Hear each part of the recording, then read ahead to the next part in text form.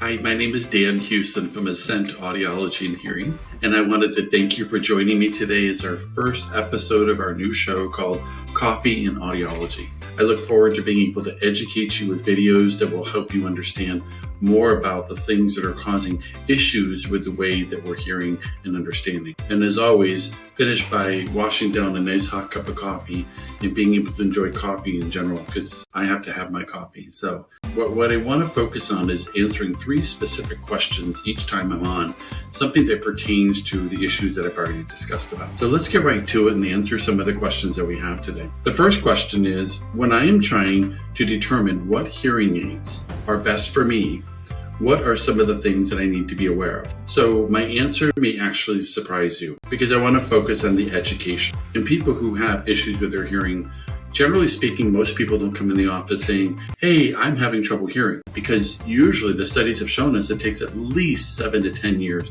before we even realize that we have any hearing loss. We really want to look at deeper issues other than the one-dimensional issue of hearing loss.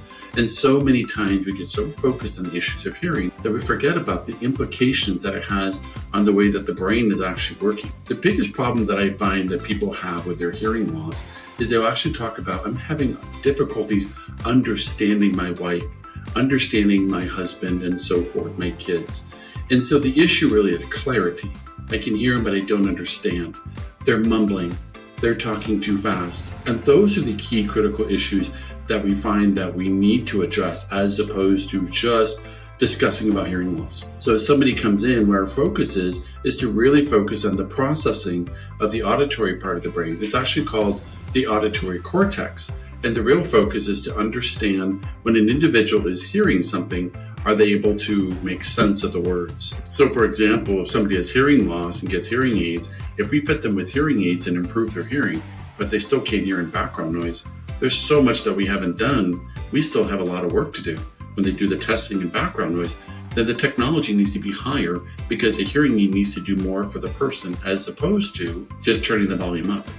Technology is critically important. When we get hearing aids, you get hearing aids for 2 reasons. One of them is to make the volume louder. Number 2 is to improve the way the brain is processing information, give that clarity and that definition that people need. We need to focus on the intelligibility of speech as opposed to just making things louder. Okay, good. So let's look at question number 2. Is it possible that my hearing loss can cause my balance issues? So the short answer is yes and no. Because when it comes to balance and relationships with hearing loss, it's important that when we do our case history, our focus is to start at the top of the head and work all the way down to the feet.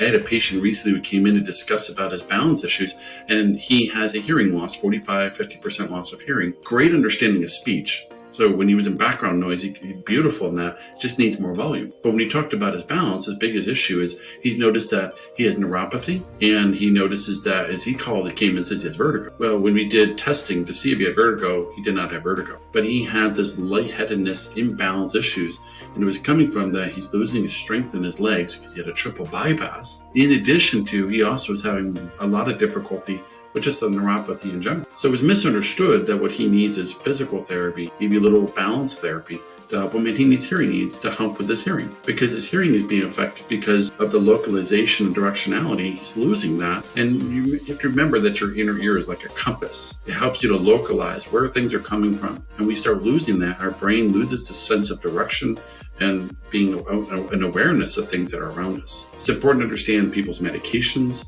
the medications that they're taking that can cause dizziness, lightheadedness, vertigo-like symptoms. When I worked in ear, nose, and throat practice for 15 years, the focus is to really give a deeper dive to really understand what was wrong with the patient. Otherwise, what happens, patients get pushed on from one specialist to the other, and we miss out on so many important details that we end up finding that we're not really getting our answers to the questions that we have. So hearing loss and balance issues are very correlated. A person with a mild hearing loss is 3 times as likely to have issues with their balance. And we know how important balance is. As we get older, it's the number 1 cause of death over the age of 75. And it's really important to be aware of that, because as we get older, our body loses its ability to stabilize, whether it's from strength, we have vertigo, whatever the case may be that's causing these issues, neuropathy and so forth.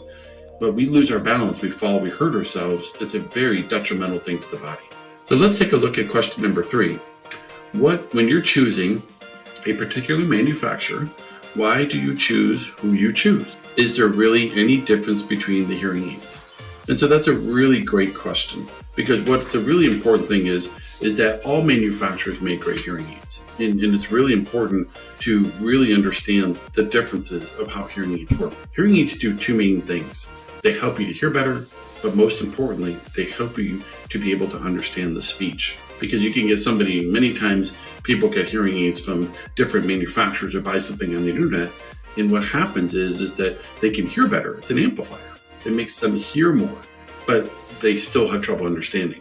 This is where programming comes in, where your professional needs to really be doing programming and verification, real measurement, best practices, utilizing aided testing with the hearing aids on and doing testing with QuickSyn, which is a test to help you verify how much better you're hearing in background noise. We need to compare the way you did with your regular hearing test to what you did with the hearing test with hearing aids on.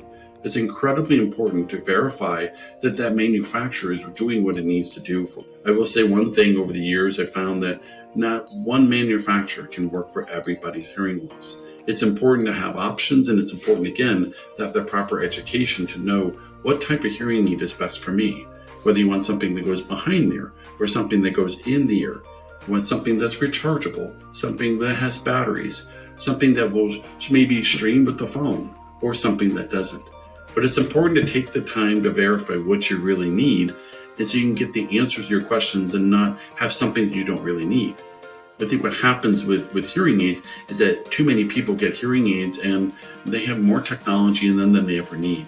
And it's important that for hearing losses, in my professional opinion, after 25 years of practicing, and I've been wearing hearing aids since I was 4 years old, so I've been wearing them for 43 years, it's really important to make sure that we take the time to really understand what it is that person needs. So I want to say thank you for joining me for our first episode of Coffee and Audiology. It's been a real delight for me to be able to have this time to be able to spend to educate. I spent all my life talking to patients and taking care of them. To be able to help guide and direct you, feel free to contact us. Let us know what questions you have, and I will be free and happy to be able to help you with this. So until then, have a wonderful day, and thank you so much. Bye now.